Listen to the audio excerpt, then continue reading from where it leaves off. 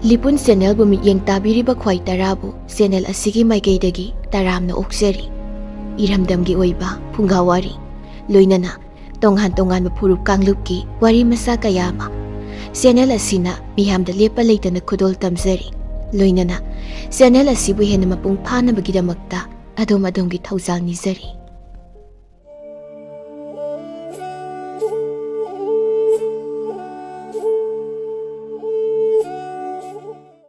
Khambaton wakal khara tarakpa matamda mahak turel adugi mayayda leiba nungjau amagi mayayda leirammi nung adu isingi imaidagi khajiktama hengatli makoktagi makhong phawba nunggi mathakta makhwangdagi makhong phawbana isingi manungda mahakna ahanba wakal khara lakpa matamda mahak kadaida leiribano haiba khangba ngamde mahak masa adu ichok thabana haugatpasu ngamde mahakna asum ningsinglakpada mahak amamba chingnung hut adugi manungda choktharaba masa adu tauhannabagidamak ngamjabi pangal thaduna makhong makhut hotkhibadu ningsinglai madugi matungda mahak kari thokhibagi haiba amata khangba ngamdre matam khara leiraga isingda lupluba amadi ising khara yamna thakkibana mahak sor saning tana honba ngamde marakta hakthi toina khalli khambatona mamin pangthoktuna yengba matamda nungsa yakna saramba mahakna leiramba mafam adu chingnung huttu natre madugi mapandani haiba khangle mahakna mamai adu thangattuna koirei leiduna yengba matamda mahakna leiriba mafam adu ngamlaba wanglaba chingjau anigi marakta leiba turel amagi mayaidani haibasu khangle tunglomda yengbada turel adu minda uba phangba mafam phawba udre mamanglomda yengba matamda turel adu mamangdagi khitang lapa mafamda laisin khibagumna tawi khambatona nung adui mathakta kakhatlaga yengba matamda turelgi ising adu lokharonda ising saibi oina isen kanna chenthakre ising aduna lokhada yeirubada thorakpa makhol aduna mafam adu pumnin nilli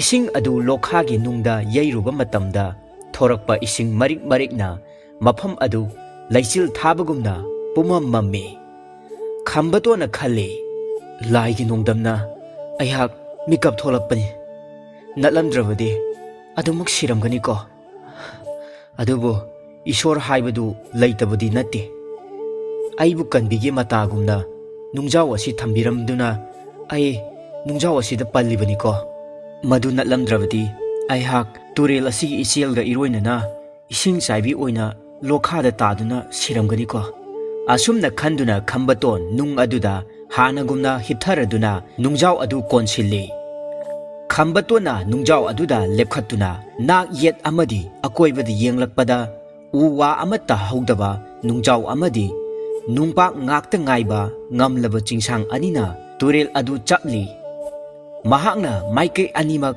hongduna asum yengbada yum amamuk chawba nungjaw kayana chingmai adu thanna leiri wangkhraba ching adugi maton amada ujaw amatang naitom haubu ui mahakna yengkhibada u adu pikna ui adubu ching adu wangbana naksilabadi u adu soidana wang chawromgani khalle tongan mafamsing koina yengluraga khambatona mafam adudagi tarai na lanthokpa ngamgani haiba thajadre mahakna leiriba mafam adugi mawong adu asum yenglaga miyoibadi lairadana sa uchek phawba mafam adu amukta yarongani haibasi khambatona thajaba ngamde khambatona asum koina yengluraga nungjaw adudagi kumthaduna turel adu lanthokle turel adu thoina panglulude khambatongi makhwang phawtang ising adu yawi turel adu nungjawgi nungkuptana pik thalli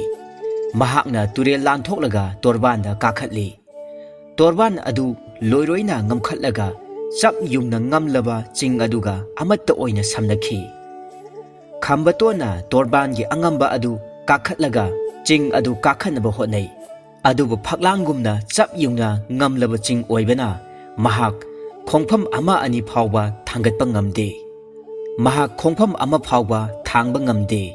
Chingmaidagi hendok-hendoktuna khiliba yum amamuk chawba nungjaw kaya adu ninthaраktuna mahakpu nalagadawbagumna hekta ningi. Mahakna torban aduda phana lapla phawba chattuna yengi.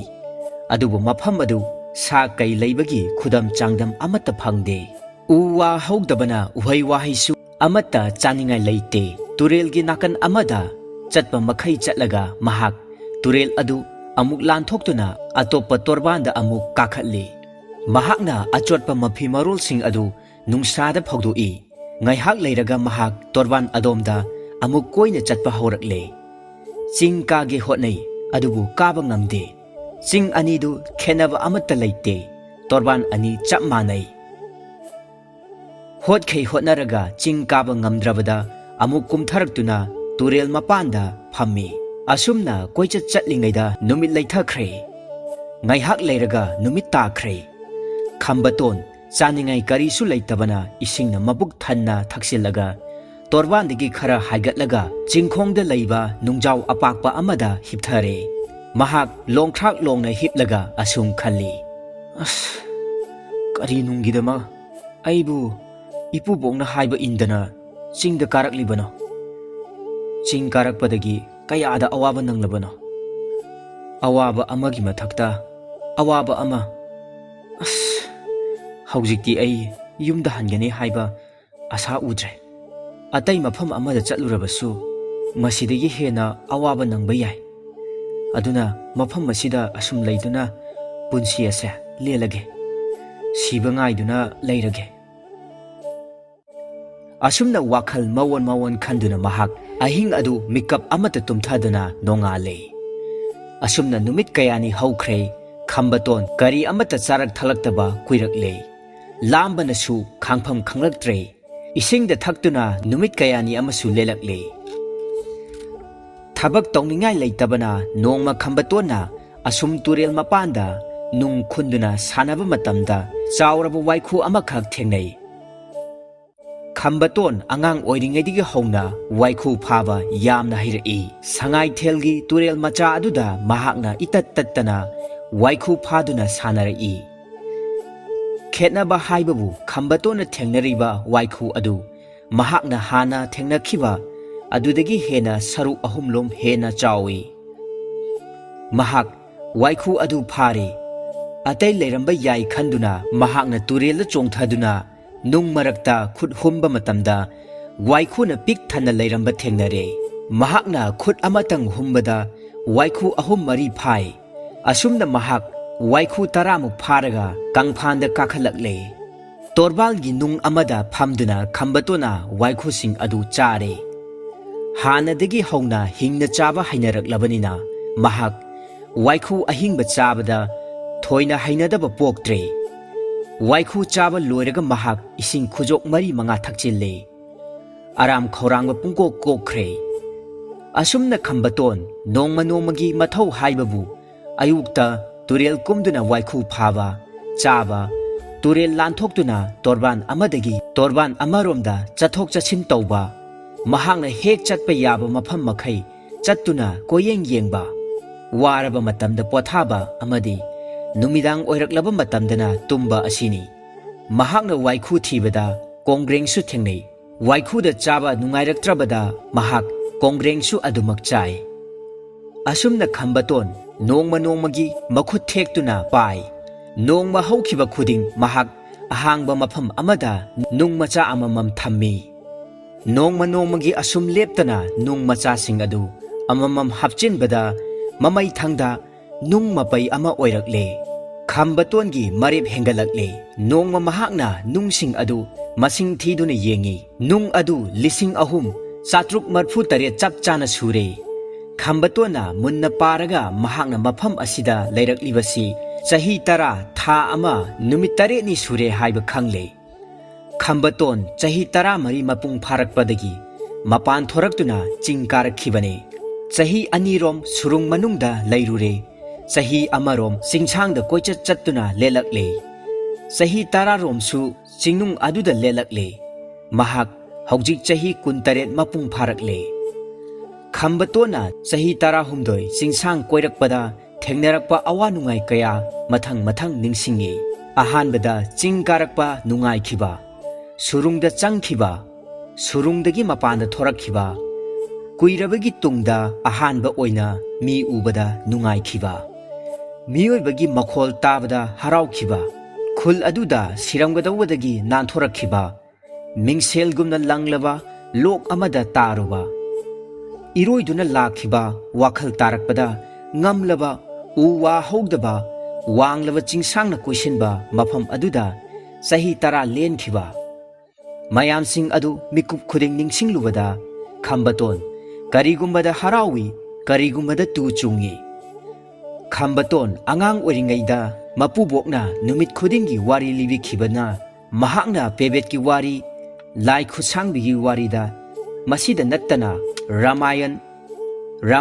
ꯑꯃꯗꯤ ꯃꯍꯥꯚꯥꯔꯠꯀꯤ ꯋꯥꯔꯤ ꯐꯥꯎꯕ ꯃꯃꯨꯠ ꯇꯥꯅ ꯈꯪꯉꯤ꯫ ꯔꯥꯃꯥꯌꯟꯗ ꯔꯥꯝꯅ ꯆꯍꯤ 13 bond ꯆꯠꯄꯗ ꯅꯪꯈꯤꯕ ꯑꯋꯥ ꯑꯅꯥ ꯀꯌꯥ ꯑꯃꯗꯤ ꯃꯍꯥꯚꯥꯔꯠꯇ ꯄꯥꯟꯗꯣꯞꯅ ꯆꯍꯤ 13 ꯕꯣꯟꯗ ꯆꯠꯄꯗ ꯊꯦꯡꯅꯈꯤꯕ ꯑꯋꯥꯕ ꯀꯌꯥꯁꯤꯡ ꯑꯗꯨ ꯆꯥꯡꯗꯝꯅꯔꯨꯔꯕꯗꯤ ꯃꯍꯥꯛꯀꯤ ꯑꯋꯥꯕ ꯑꯁꯤꯗꯤ ꯀꯔꯤꯁꯨ ꯂꯩꯇꯕꯅꯤ ꯍꯥꯏꯅ ꯈꯟꯗꯣꯛꯇꯨꯅ ꯈꯝꯕꯇꯣꯟ ꯃꯕꯨꯛꯅꯤꯡ ꯊꯦꯝꯖꯤꯟꯖꯩ꯫ ꯆꯍꯤ 10 ꯔꯣꯝ ꯃꯐꯝ ꯑꯗꯨꯗ ꯂꯩꯕꯁꯤꯗ ꯈꯝꯕꯇꯣꯟ ꯅꯨꯃꯤꯠ ꯈꯨꯗꯤꯡꯒꯤ ꯃꯐꯝꯗꯨꯗꯒꯤ ꯊꯣꯛꯈꯤꯅꯕ ꯋꯥꯈꯜ ꯈꯜꯂꯤ꯫ ꯆꯤꯡ ꯑꯗꯨ ꯀꯥꯅꯅꯕ ꯅꯣꯡꯃꯒꯤ ꯃꯅꯨꯡꯗ ꯀꯌꯥꯔꯛ ꯍꯟꯅ ꯍꯣꯠꯅꯩ, ꯑꯗꯨꯕꯨ ꯑꯃꯨꯛꯇ ꯉꯝꯗꯦ꯫ ꯅꯣꯡꯉꯥꯜꯂꯕꯁꯨ ꯑꯃꯨꯛ ꯉꯝꯒꯗꯧꯕꯩ ꯍꯦꯛꯇ ꯍꯣꯠꯅꯩ, ꯑꯗꯨꯕꯨ ꯑꯃꯨꯛꯁꯨ ꯉꯝꯗꯦ꯫ ꯀꯔꯤꯒꯨꯝꯕꯗ ꯃꯍꯥꯛꯅ ꯇꯨꯔꯦꯜ ꯑꯗꯨꯒꯤ ꯃꯔꯤꯜꯗ ꯏꯔꯣꯏꯗꯨꯅ ꯆꯠꯈ꯭ꯔꯒ ꯏꯁꯤꯡ ꯆꯥꯏꯕꯤ ꯑꯣꯏꯅ ꯇꯥꯈ꯭ꯔꯁꯤꯔꯥ, ꯃꯐꯝꯗꯨꯗ ꯃꯍꯥꯛꯁꯨ ꯌꯥꯎꯈ꯭ꯔꯁꯤꯔꯥ ꯍꯥꯏꯅ ꯈꯜꯂꯤ꯫ ꯑꯗꯨꯕꯨ ꯃꯗꯨ ꯁꯣꯏꯗꯅ ꯁꯤꯕ ꯌꯥꯏ ꯈꯟꯗꯨꯅ ꯃꯍꯥꯛ ꯃꯐꯝ ꯑꯗꯨꯗ ꯍꯤꯡꯕ ꯌꯥꯕ ꯃꯈꯩ ꯍꯤꯡꯈꯤꯒꯦ ꯍꯥꯏꯅ ꯈꯟꯗꯨꯅ ꯂꯩꯈꯤꯕꯅꯤ꯫ ꯀꯔꯤꯒꯨꯝꯕ ꯃꯍꯥꯛꯁꯨ ꯎꯆꯦꯛꯀꯨꯝꯅ ꯃꯁꯥ ꯄꯥꯜꯂꯝꯂꯕꯗꯤ ꯃꯐꯝ ꯑꯗꯨꯗꯒꯤ ꯄꯥꯏꯊꯣꯛꯈꯤꯗꯨꯅ ꯃꯌꯨꯝ ꯌꯧꯕ ꯉꯝꯂꯝꯒꯗꯕꯅꯤ ꯍꯥꯏꯅ ꯈꯜꯂꯤ꯫ ꯑꯃꯨꯛꯁꯨ ꯃꯍꯥꯛꯅ ꯃꯤꯑꯣꯏꯕꯗ ꯃꯁꯥ ꯄꯥꯟꯗꯨꯅ ꯄꯥꯏꯕ ꯉꯝꯍꯜꯂꯝꯗꯕꯒꯤꯗꯃꯛ ꯏꯁꯣꯔꯕꯨ ꯋꯥꯔꯧꯖꯩ꯫ ꯑꯁꯨꯝꯅ ꯅꯤꯡꯉꯝꯗꯕ ꯅꯨꯡꯉꯥꯏꯇꯕ ꯀꯌꯥꯗ ꯐꯨꯡꯕꯪꯅꯅ ꯈꯜꯂꯨꯔꯒ ꯃꯍꯥꯛ ꯃꯊꯟꯇ ꯈꯟꯊꯖꯔꯛꯏ, ꯑꯩ ꯑꯁꯤꯕꯨ ꯉꯥꯎꯔꯕ ꯖꯥꯠꯂꯥ?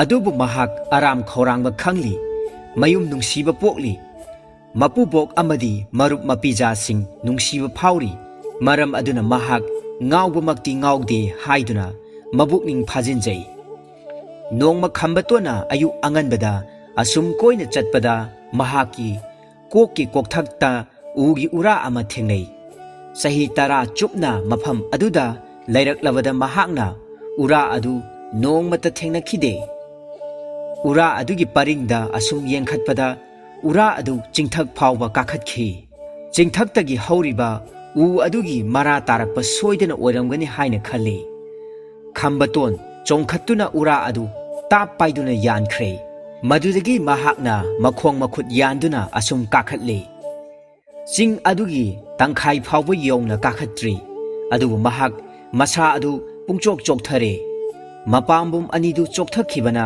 ꯎꯔꯥꯗꯨ ꯌꯥꯟꯕ ꯉꯝꯁꯤꯜꯂꯛꯇ꯭ꯔꯦ꯫ ꯑꯁꯨꯝ ꯈꯔ ꯀꯥꯈꯠꯇꯨꯅ ꯈꯝꯕꯇꯣꯟ ꯆꯤꯡꯗꯣꯜ ꯌꯧꯅ ꯎꯔꯥꯗꯨꯗ ꯌꯥꯟꯗꯨꯅ ꯀꯥꯈꯠꯄ ꯉꯝꯒꯅꯤ ꯍꯥꯏꯕ ꯊꯥꯖꯔꯛꯇ꯭ꯔꯦ꯫ ꯉꯝꯂꯛꯇ꯭ꯔꯗꯨꯅ ꯁꯣꯏꯗꯅ ꯃꯈꯥꯗ ꯇꯥꯁꯤꯟꯗꯨꯅ ꯁꯤꯔꯒꯅꯤ ꯍꯥꯏꯕ ꯈꯟꯈ꯭ꯔꯦ꯫ ꯑꯗꯨꯕꯨ ꯃꯍꯥꯛ ꯈꯔ ꯑꯁꯨꯝ ꯁꯤꯠꯀꯠꯇꯨꯅ ꯀꯥꯈꯠꯄꯗꯤ ꯂꯦꯞꯇꯦ꯫